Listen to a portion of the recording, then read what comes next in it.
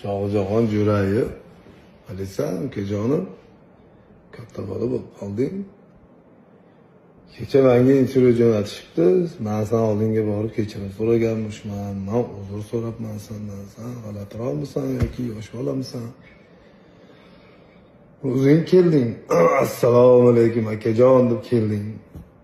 Saloming bo'lgani uchun men bilan sen bilan so'rashdim ukam. Men Rabbimsan, sendan kechirim so'rash emas.